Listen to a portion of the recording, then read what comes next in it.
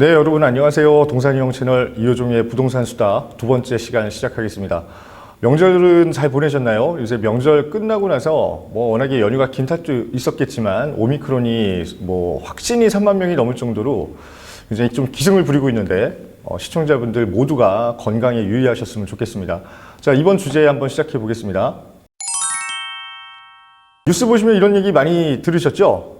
금리 추가 인상을 단행하기로 했다. 한국은행에서 기준금리를 추가 인상을 이제 하기 시작하면은 전체적인 경기도 안 좋아지겠지만 특히나 부동산 시장에는 악영향을 미칠 거다. 그래서 영끌한 2030 세대 같은 경우가 최대 피해자가 될 거다라는 전문가의 분석들도 나오고 있고요.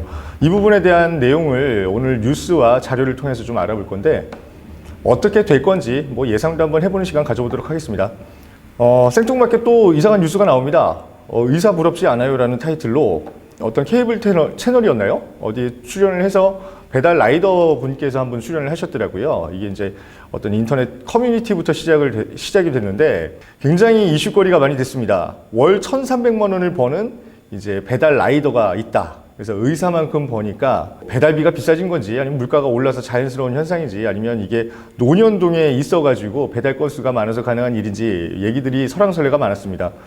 하루에 40만 원을 번 적도 있고요. 한 달 동안 1,304만 원을 벌었다 하니까 의사만큼 버는 거 못지 않잖아요. 배달 라이더가 의사만큼 번다. 나도 일 그만두고 배달 라이더를 해볼까? 이게 먹고 살기 힘든데 부업으로라도 배달은 꼭 해봐야 되는 거 아니냐? 라는 의견들이 나올 정도의 좀 깜짝 놀랄 만한 뉴스였던 것 같습니다. 근데 이 얘기가 항상 뉴스를 보는 것보다는 댓글이 더 중요하다고 저는 말씀을 드렸는데 우리한테 이렇게 썩 와닿는 얘기는 아닌 것 같습니다. 제가 볼 때는 일각에서 들어보면은 배달 라이더들이 이렇게 1,300만 원을 벌기 위해서 범칙금만 거의 몇백만 원을 내야 되는 거 아니냐라는 의견도 있고요. 이 베스트 댓글들을 보니까 현실은 좀 냉혹하구나. 자, 이게 아까 전에 2억의 빚을 졌는데 배달 라이더를 1,300만 원씩 벌면서 5, 600만 원씩 평균으로 벌면서 1년 만에 갚았다라는 얘기가 이제 골자였는데 댓글 보니까 5, 600만 원 벌어가지고 1년 만에 2억을 어떻게 갚냐라는 게 1등이고요. 월 600 버는데 2억 빚을 1년 만에 어떻게 갚냐. 경상비 빠지고 생활비 빠지면 아무리 많이 모아야 월 600을 번다고 해도 1년에 4,500만 원 정도밖에 못 번다.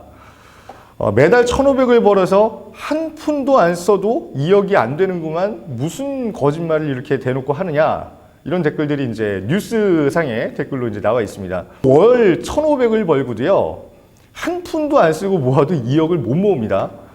이게 제일 이제 뼈 때리는 얘기 같고 나머지는 이제 위에 나왔던 얘기들에 대한 반박 이 댓글들이 이제 줄을 잃었던 것 같아요. 궁금한 게 하나가 있어서 찾아봤어요. 이게 시청자분들께서 항상 부자가 되고 싶고 재테크에 관심이 있고 하시는데 재테크를 하려면 우리가 종잣돈이라는 걸 마련을 해야 되잖아요. 종잣돈을 마련할 만한 기반들이 탄탄하게 좀 있으신지 궁금해가지고 통계청 자료를 갖다가 잠깐 인용을 했습니다. 2021년 3, 4분기 그러니까 이게 6월 달부터 9월 달까지겠죠? 7, 8, 9월 3개월 동안의 소득, 평균 소득을 이제 5분위로 나눠본 건데 1분위가 제일 하위 소득이고요. 5분위가 제일 상위 소득이라고 보시면 됩니다. 쭉 보니까 이렇게 도표는 나와 있어요. 소득 지출 나와 있는데 하위 1분위, 그러니까 하위 20% 가정에서는 소득보다 지출이 더 많다. 그러니까 만성적자 지금 상태로 접어든 것 같고 2분위부터는 다행히도 한 50만 원, 4, 50만 원 정도의 100만 원 정도, 160만 원, 그다음에 350만 원 정도의 이제 소득 대비해서 지출에 여유가 남는다. 근데 이걸 보면서 여러분들이 좀 놀라셔야 된다고 저는 봅니다. 왜? 상위 20% 가구의 평균 소득을 그냥 딱 봐도요. 이 평균 지출을 따져봤을 때 월 350만 원을 채 못 모은다라는 통계 자료를 지금 보고 계시는 거거든요. 상위 20%인데 상위 40%에서 20% 구간 같은 경우가 월 160만 원을 모으는 게 빠듯하다. 경상소득, 경상지출이라는 게 있기 때문에 그래서 이렇게 돈 모으는 게 쉽지 않다라는 걸 우선 보여드리고 싶어가지고 이거를 이제 뉴스를 추려오고 내용까지 덧붙이게 됐습니다. 자, 그 와중에 오늘의 주제가 나옵니다. 작년에 2030 중에 영끌을 해서 영혼까지 끌어모아서 아파트를 매입한 비중이 역대 최대치다. 서울 같은 경우는 뭐 전체 거래 건수가 100건이라고 했을 때 40건 정도가 20대, 30대가 영혼까지 끌어모아서 집을 산 경우 같다라는 이제 연합뉴스에 기사가 나왔습니다. 그래서 실제로 봤어요. 서울의 2021년 12월 달 아파트 거래 통계를 봤는데 1634건이 이제 거래가 됐습니다. 이것도 다세대 거래량에 비하면 절반 이하 수준인 것 같고요. 그 중에서 20대 이하와 30대 매입 비중을 보니까 진짜 40%를 넘었네요. 상당히 이 젊은 층의 불안감이랄까? 어떤 뭐 내 집을 가져야겠다라는 어떤 그 욕심이랄까? 이게 눈으로 보이는 수치 같습니다. 그래서 2030이 매입한 거는 맞다. 그래서 2030 세대가 이제 금리 인상이나 뭐 그런 걸 따라서 위험할 수도 있지 않겠느냐라는 이제 얘기가 나와서 집값 하락이 전조 증상이 보인다. 혹은 뭐 제가 지난 시간 말씀드리고 그 이후에 2주 동안에 0.01%씩 2주 연속 내렸다라는 부동산은 또 결과가 나왔더라고요. 그래서 이게 폭락의 전조가 아니냐 이런 얘기까지 나오는 겁니다. 자, 이제 이렇게 영끌을 한 2030 세대 아파트를 뭐 100채 중에 40채 이상을 40% 이상을 매입할 정도의 어떤 매수의 주체가 된 2030이 영혼까지 끌어모은 거는 좋은데 금리 인상을 앞두고 나서 위험하다라는 이제 내용을 한번 보겠습니다. 일명 영끌족 B2족으로 불린 2030 세대가요. 무리하게 대출을 받거나 자, 전세를 끼고 주택 구입에 나선 경우가 많았다. 뭐 무리하게 대출을 받거나 저는 이 부분이 좀 강조를 해야 될 것 같아서 빨간 줄을 이렇게 그려놨습니다.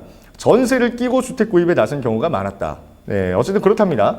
자, 9억 원 이하의 중소형 아파트가 많았던 노원구 같은 경우가 특히나 더 심했는데요. 49.3%나 2030 세대가 매수를 했다라는 얘기 같습니다.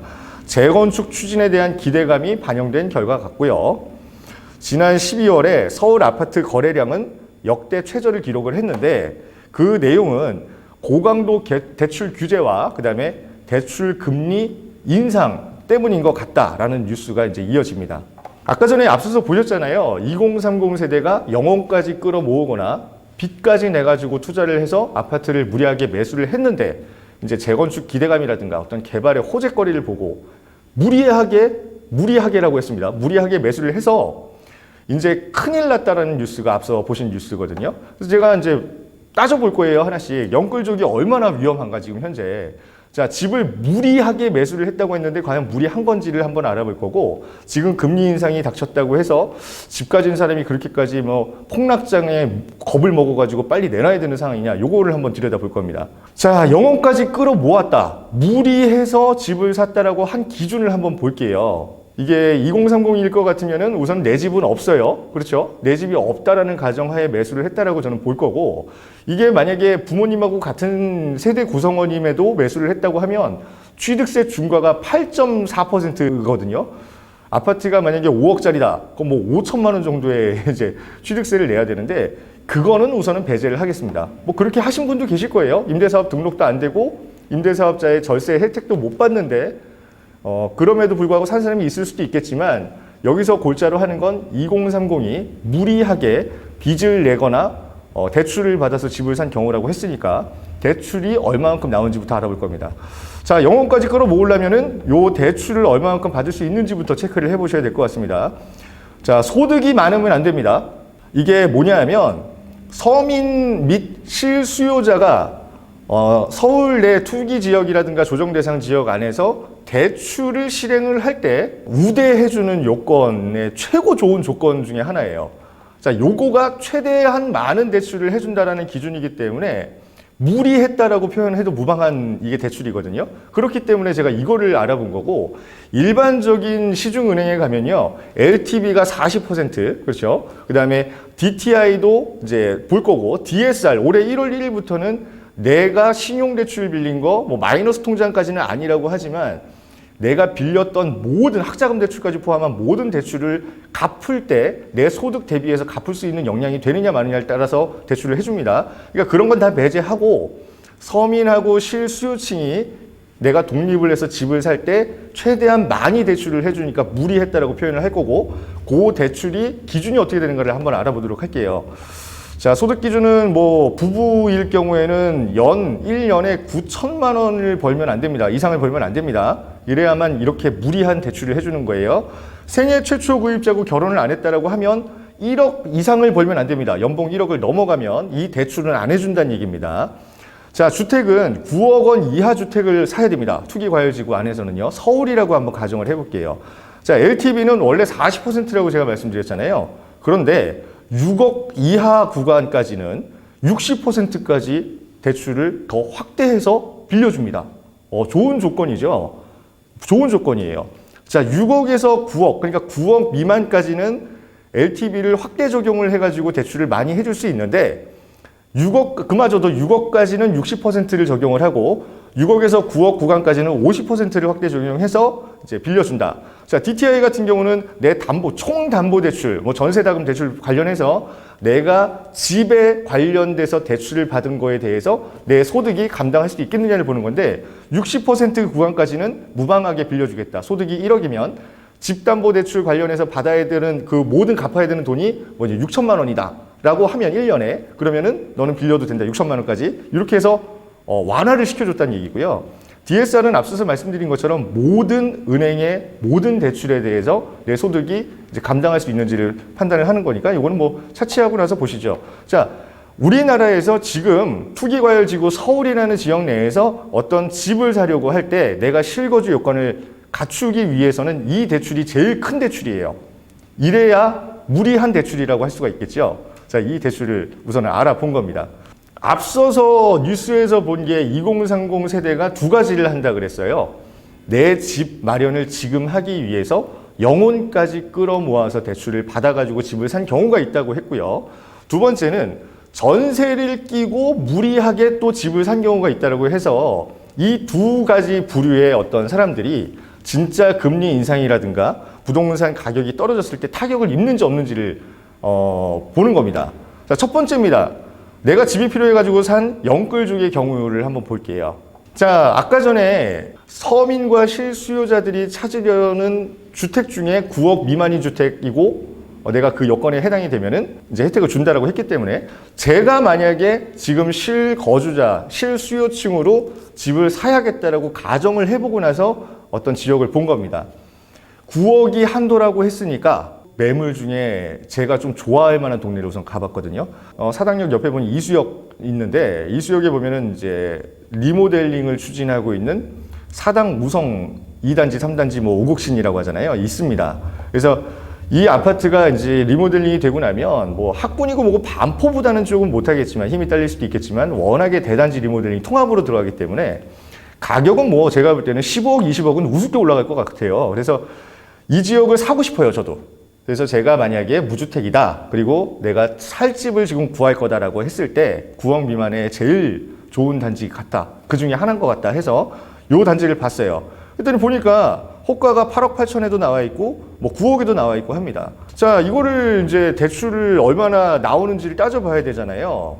부동산 계산기라는 뭐 그 사이트가 있는데 거기 들어가가지고 보면은 이렇게 내 여건하고 금액하고 쫙 치면 쫙 나옵니다. 여기 보면은 최우선 변제 금액이라는 그런 얘기도 나오고요. 이게 방백이라고 해가지고 내가 혹시나 내가 살 방을 빼고 나머지 방을 갖다가 전세나 월세로 놓을 때 우선 변제금, 걔한테 보증금 받은 거를 내가 안 돌려주고 뻗팅길 수도 있으니까 은행에서는 그걸 감안해가지고 대출을 적게 해준다. 이 개념인데 어쨌든 이건 참고로 보시고요. 최우선 변제 금액은 안 빌려줍니다. 그러니까 5천만 원을 빼고 대출을 해준다는 얘기예요. 최대 가능 금액에. 그래서 6억 이하는 60%라고 그랬으니까 3억 6천 빌려줬고요. 6억 초과는 뭐 50%라고 그랬으니까 1억 5천밖에 안 빌려준다. 그래서 합쳐봤더니 4억 6천을 빌려줄 수가 있는 게 맞는데 최대 대출 한도 상한액을 또 아까 전에 정해놨어요. 4억 원으로. 서민들이 빌릴 수 있는 최대 한도를 4억 미만으로 정해놨기 때문에 대출 한도는 4억에서 끊길 수밖에 없다. 이거를 내가 무주택 실수요자라서 살려고 대출을 얻으려고 갔어요. 근데 이게 거래가 만약에 됐다고 한번 해보자고요. 그 사람은 최소 얼마의 현금을 가지고 이 아파트를 샀을까요? 5억이 있어야 되지 않습니까? 5억? 대출을 그냥 꽉 채워가지고 목까지 채웠다고 하잖아요. 풀로 채워가지고 대출을 받았다고 가정을 하더라도 사당 우성 2단지에 방 2개짜리 구매를 하려면요. 내 현금 5억이 있어야만 거래가 된다.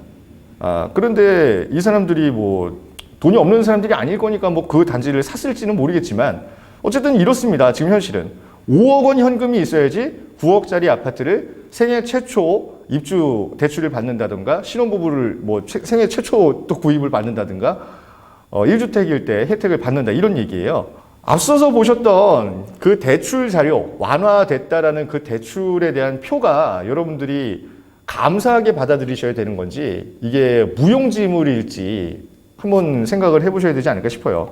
너무 비쌉니다. 그렇죠? 도저히 9억짜리를 살 수는 없으니까 좀 눈높이를 낮추자 해가지고 강북 쪽으로 알아봤어요.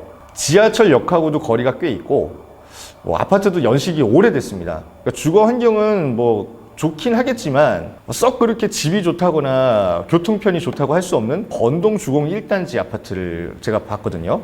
이거를 보니까 6억이 채 안 넘어요, 호가가. 그러니까 직전 거래가 뭐 얼마인지 모르겠지만 5억 8천짜리도 있고 6억짜리 아파트도 있어요. 그래서 이 정도 아파트면은 그래도 사당 이수역 있는 그 9억짜리보다는 부담이 덜하겠다 싶어가지고 이걸 봤어요. 가정을 한번 해보자고요. 자, 6억짜리 아파트에 현금을 최대한 이제 내가 끌어모을 거고 대출을 최대한 끌어모을 겁니다. 근데 현금을 끌어모을 때 신용대출이 적용이 되느냐? DSR 본다 그랬잖아요. 총 부채에 대해서 원리금을 갚을 수 있는 능력을 봤을 때는 내가 1억을 넘으면 안 되는 상황에서 불가능합니다. 그래서 담보대출로만 따져봤더니 대출 가능액이 3억 1천만 원까지는 가능하다. 그렇죠? 그러니까 영혼까지 끌어모았을 때 이 집을 담보로 빌릴 수 있는 최대 금액은 3억 1천만 원이 한도다라는 얘기예요. 자, 3억 1천만 원 한도면은 6억짜리 집이잖아요. 자, 현금 3억은 기본적으로 필요한 겁니다. 우리가 이게 뭐 2억 9천 아니에요? 이 부장 뭐 왜 말장난하는 거게? 근데 실제로 가서 사보세요 한번. 여기서 취득세 내셔야 되잖아요. 그렇죠? 복비 주셔야 되죠. 그다음에 등기 이전 비용 내야 되죠. 뭐 설정 비용 내야 되죠. 뭐 별의별 비용이 다 이제 우리가 부수 비용으로 다 나가고 심지어 뭐 집에 들어갔을 때 도배도 해야 되지. 인테리어도 좀 어느 정도 손봐야 되지. 가전도 들여놔야지. 그러면은 아파트 가격은 6억일지 몰라도 실제 들어간 돈 2, 3천 원 더 깨진다고 봐야 돼요. 자, 6억짜리 아파트 사는데 최대 대출이 3억이랍니다. 3억 1천. 그러니까 이것도 2억 9천, 3억 우습게 들리는 현금을 우리가 들고 있어야만 지금 거래가 가능한 현실이다. 자, 뭔가 이상합니다. 제가 이제 아까 전에 무리하게 대출을 받거나, 그렇죠? 영혼까지 끌어모았거나 한다라고 뉴스에서 얘기했다고 하는데 저는 이거를 이해를 못 하겠어요. 현금 3억이 있고 현금 5억이 있는 사람한테 영혼까지 끌어모을 일이 뭐가 있습니까? 이해 가십니까? 저는 이런 사람들은 이렇게 3억, 5억을 현찰로 쥐고 나서 내가 집을 알아보러 다니시는 분들한테 무슨 영혼을 끌어모을 일이 뭐가 있어요? 그렇지 않아요? 저 이해가 안 가가지고 아니 내가 가진 자본보다 더 적은 금액 대출을 받는 게 영혼을 끌어모아야 될 일입니까? 그러니까 저런 뉴스는 저는 도저히 인정할 수도 없고 이해할 수도 없어가지고 이런 영끌이라는 단어를 갖다가 함부로 쓰는 거는 좀 아니지 않나. 아니 현금 그러면 만약에 3억이고 5억이고 있어요. 내가 1억 대출을 받은 거 같다고 영끌이라고 안 하잖아요. 근데 5억짜리 현금을 5억 현금을 가지고 9억짜리 사는 거는 영끌이라고 그런단 말이에요. 지금 뉴스에서 연합뉴스도 그렇고 한국부동산원도 그렇고 뭐 여타 부정적인 뉴스를 얘기하는 데서는 5억 현금 가지고 있는 사람이 9억짜리 집을 사면 영혼까지 끌어모았다고 얘기를 해요. 그러니까 참 우스운 현실인데 요거를 좀 제가 꼬고 싶어가지고 우선은 좀 보여드리는 겁니다. 다시 한번 아까 전에 댓글을 볼게요. 그 라이더가 1,300만 원 번다고 했을 때 5, 600 벌어서 1년 만에 2억 빚을 어떻게 갚냐. 그러면 2억을 모으는 거는 5, 600 벌어가지고 가능합니까? 아까 전에 3억, 번동주공 사는데 3억 들어간다 그랬죠. 현금이. 사당 우성 사는데 5억 필요하다 그랬어요. 자, 1년에 5, 600 벌어가지고 2억을 어떻게 모읍니까? 그렇죠? 1,500을 벌어서 한 푼도 안 쓰고 모아도 2억을 못 넘습니다. 현실은 냉정하다고 말씀드렸어요. 5, 600을 버는 건 쉬우냐? 상위 40% 이상의 소득은 버셔야 돼요. 전체 노동 가구 중에 상위 40% 평균이 579만 원입니다.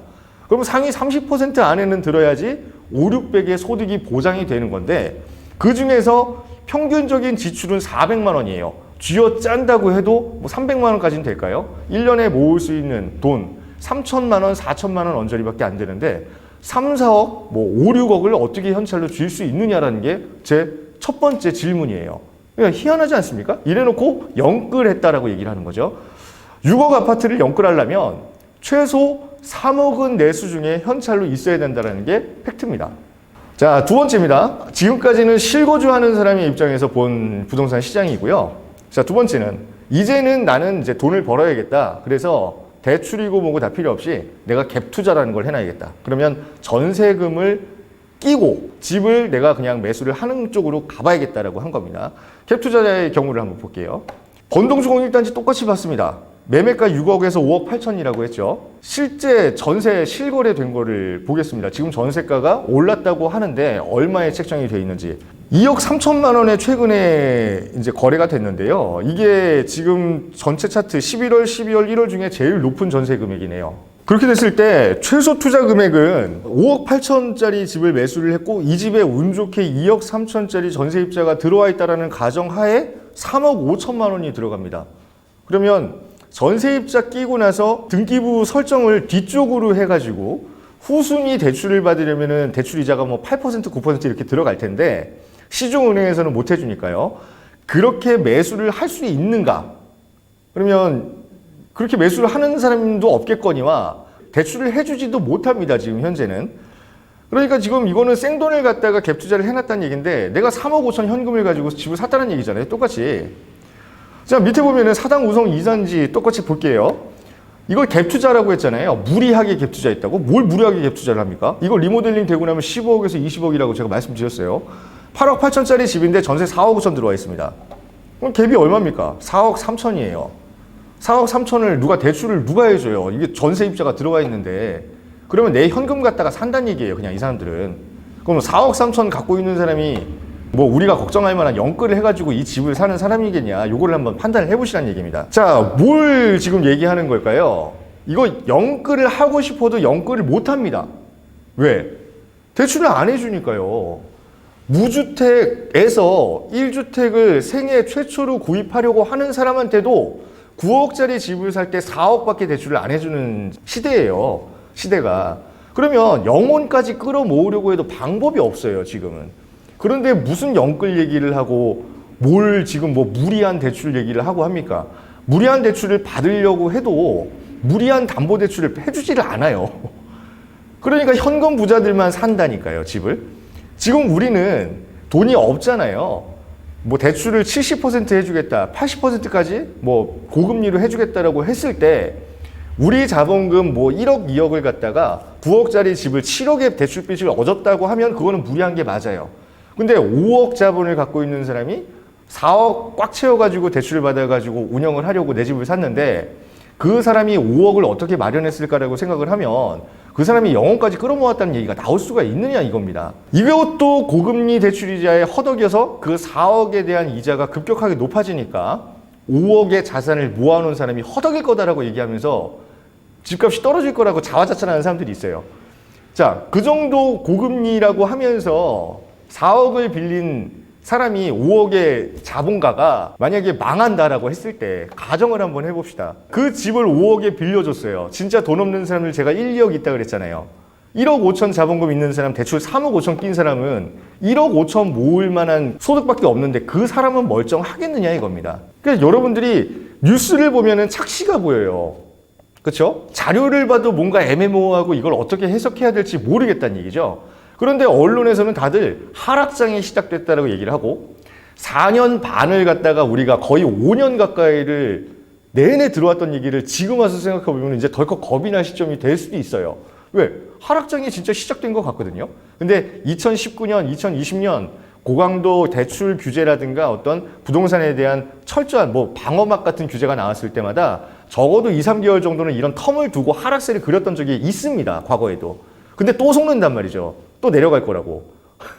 자, 이런 뉴스도 나옵니다. 이게 진짜로 제가 상담 받는 사람들의 심정일 거예요. 내가 지금은 돈이 없어가지고 전세를 살고 있다. 혹은 예전에 집을 가지고 있었는데 이 정부 들어와가지고 집을 판 다음에 외곽 쪽에 전세를 살다 보니까 미칠 것 같다. 그래서 내가 다시 집을 사려고 봤는데 월급 올랐다고 요새 막 난리 치잖아요. 경제 활성화됐다. 4년 전 대비해서 몇 년 전 대비해서 월급이 많이 올랐다. 17% 올랐답니다. 최근 5년간에요. 근데 집값하고 세금은 40%가 넘게 올랐어요. 이걸 누가 보상을 해줄 거고 누가 책임을 질 거냐 이거예요. 근데 이 지경까지 왔으면 이게 정상화가 돼야 된다라고 얘기들을 많이 합니다.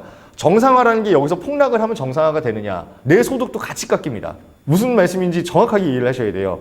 경제 정상화라는 건 내 경제도 정상화로 돼야 돼요. 이게 거품이라고 하면 내 경제 생활도 거품이에요. 근데 집값만 거품이라고 하는 사람들이 있으니까 문제가 된단 말이죠. 그럼 집값이 폭락을 하잖아요. 내 소득도 폭락을 해 있어요. 이게 경제 전반적인 얘기인데 한쪽 면만 보고 나서 망해라 망해라 망해라 그러면서 현실은 부정하고 계속해서 자화자찬하면서 막 박수 달라는 사람들 얘기만 믿는단 말이죠. 자, 이래가지고 어떻게 하실 겁니까? 이제 집값하고 우리 소득만 벌어진 거예요. 집값이 떨어지면 우리 소득은 더 떨어질 수도 있고 아니면 덜 떨어질 수도 있겠지만 현재로 봐서는 집값이 더 도망간다라고 했을 때 내 소득이 집값 도망가는 속도를 따라갈 수 있느냐? 저는 불가능하다라고 보는 겁니다. 그러면 앞으로 최악의 시나리오로 가서 누가 대통령이 됐든 간에 가격이 더 오른다라고 하면 여러분들 어떤 준비를 하고 계십니까? 비트코인이요? 주식이요? 일확천금을 노릴 수 있는 어떤 준비요? 저는 좀 그런 무리수를 두지 마시고 공부를 좀 더 해보셨으면 좋겠다. 그게 제가 드리고 싶은 말씀입니다. 이게 마지막 뉴스예요. 거래 절벽입니다. 진짜 정말로 아파트 거래라는 거는 일어나기가 힘든 상황이 됐고요. 앞서 보여드린 자료 12월 달에 서울의 총 아파트 매매 건수가 뭐 1,500건에서 왔다 갔다 하는 상황이 돼버렸는데 이거는 거래를 못하게 하기 때문에 그러는 거예요. 거래를 하고 싶고 집을 사고 싶어도 실거주 할 수 있는 사람한테는 대출사들이 끊어놨고 투자를 해놓고 싶은 사람들한테는 세금 폭탄을 때리기 때문에 투자도 못하게 만들어 놓은 거예요. 그러니까 거래가 없죠. 거래가 없는데 종부세가 무서워가지고 중간에 흔들려서 내놓는 사람들은 간혹가다 있단 말이죠. 그럼 1,500건 중에 그런 사람들이 뭐 1, 2억씩 내려가지고 잘 모르니까 우리가 2017년에 팔았던 것처럼 팔 수도 있어요. 그게 만약에 거래가 됐다. 총 합은 멈춰 있는데 한 건이 거래가 성사가 돼가지고 하락을 한 가격이니까 전체 지표는 내려갈 수도 있어요. 그거는 이제 착시일 수밖에 없다. 왜? 거래가 안 되니까 아예. 집을 어떻게든 못 사게 하는 거죠, 지금 현재는. 그래서 저희가 이거를 갖다가 언제까지 지속이 될 거고 앞으로의 부동산 상황이 어떻게 될 건가를 한번 유추해 볼 수 있을 만한 내용을 준비를 했습니다. 어쩐지 이상하다 싶대요. 입주 물량 뭐 몇십만 채가 들어왔다. 올해만 뭐 몇만 채가 입주가 된다. 이렇게 자화자찬을 하고 있는 상황인데 국토부가 실적을 이제 공급을 했는데요. 올해 전국 입주 물량은 48만 8천 가구라고 얘기했고 제시했대요. 제시 48만 8천 가구 이번에 입주할 거야 라고 우리한테 2022년에 이렇게 될 거다라고 제시를 한 거고 지난해보다 무려 13%나 늘어난 물량이 전국적으로 공급이 돼서 사람들이 집을 찾을 수 있을 거다 들어가 살 수 있을 거다라고 이제 얘기를 한 겁니다. 그런데 제가 한국 부동산은 별로 안 좋아한다고 말씀드렸잖아요. 부동산원도 똑같이 발표했어요. 그날 왜 그랬는지 모르겠는데 얘네가 말이 안 듣나 봐요 요새. 그러니까 국토부랑 부동산원이랑 항상 한 몸처럼 움직였었는데 이번에는 왠지 모르겠지만 내년 입주 물량에 대한 통계가 다르게 책정이 됐다는 얘기예요. 한국부동산원에서 예상한 입주 물량은요 국토부랑 차이가 너무 많이 납니다. 13만 가구가 차이가 나는데요. 부동산원은 올해 전국 2022년 입주 예정 물량은 35만 6,800가구래요. 근데 국토부는 48만 8천 가구라고 했답니다. 이게 있을 수가 있는 차이인가요? 그래서 이상하다 싶어가지고 짚어본 거예요. 서울만 놓고 봐도요. 올해 정부에서는요. 서울 안쪽에만 8만 1천 가구가 입주로 예정이 돼 있다라고 얘기했는데 부동산원은 3만 6천 가구가 입주 예정이다라고 얘기를 했답니다. 어느 자료를 믿으시겠어요? 저는 이거는 뭐 둘러봐야 알겠지만 다음 보겠습니다. 통계가 차이가 납니다. 누구 말이 맞는지는 모르겠어요. 근데 통계 차이의 가장 큰 이유가 여기 나옵니다. 정부에서 국토부에서 발표하는 입주 물량이라는 거는 아파트가 아니에요. 아파트 더하기 다세대 더하기 단독주택 더하기 빌라 임대주택 더하기 아파트 임대주택 더하기 청년주택 더하기입니다. 그러니까 모든 임대주택 포함해서 모든 다세대 포함해서 모든 단독주택 건축허가 받은 거 포함해서 아파트 재건축 재개발 이슈거리 있는 것까지 포함해가지고 얘기한 거고 그나마 부동산원에서는 진짜로 아파트만 순수하게 뽑아내서 입주를 할 거다라고 얘기를 한 건데 부동산원도 말장난을 하고 있어요. 3만 6천 가구 입주한다고 그랬잖아요. 제가 1년에 서울 평균 수요 예측량이 4만 가구라고 얘기해서 항상 이게 2만 가구 미만이니까 난리가 났다고 얘기를 할 건데 입주 예정 물량 부동산원에서 3만 6천 가구 가운데요. 임대 물량이 1만 7천 가구. 분양이 아닙니다. 10년 동안 월세 내고 살아야 되는 임대, 공공임대, 민간임대가 1만 7천 가구랍니다. 그러면 여기가 우리가 매수 매도할 수 있고 분양받아가지고 실거주해서 내 집이라고 할 수 있는 집은 19,000가구 정도 되겠네요. 집을 사려고 찾는 사람, 아파트 수요는 4만 가구라고 얘기했는데 19,000가구밖에 안 된다는 얘기네요. 국토부가 발표한 내용도 마찬가지고 부동산원이 발표한 내용도 마찬가지고 시장에 필요한 물량은 아파트가 주가 되는 거고 이 아파트 중에서도 매매가 가능하고 분양받아서 전세를 놓을 수 있는 어떤 새 아파트 물량을 얘기하는 거였는데 이 통계 발표에 따르면은 그런 물량의 팩트는 올해는 19,000세대에 그친다 라는 얘기가 될 것 같아요. 그러면 4만 가구가 또 어김없이 몰려오고 지금 현재 서울 내에 수요가 20만 채가 모자라다라고 할 때 더 이런 모자람 현상이 가속화된다라고 생각을 하면 될 것 같습니다. 참 올해 상황이 눈에 뻔히 보이는데 이 거래가 다시 터지게 되면 어떻게 될까요? 이 거래가 터지게 된다는 게 얼마나 무서운 얘기냐면 이 대선을 이제 앞두고 있잖아요. 한 달 남았죠. 어떤 분이 대통령이 되시든 간에 대출 규제 완화는 이제 얘기를 했고 공급 확대도 얘기를 했습니다. 대출이 만약에 풀려버려서 이게 9억짜리 집에 4억 대출밖에 안 해주는 게 아니라 9억짜리 집에 6억 대출, 6억 5천 대출을 해준다 그러면 그때부터는 영끌이 진짜 시작되거든요. 수요층의 움직임이 다시 정상화가 된다고 봤을 때 어떤 생각들을 여러분들께서는 하고 계십니까? 내년 올해 당장 이제 중후반기에 접어들면요. 어떤 분들은 내린다라고 하고 어떤 분들은 올라간다라고 하고 여러 얘기들이 많지만 저는 단언하겠습니다.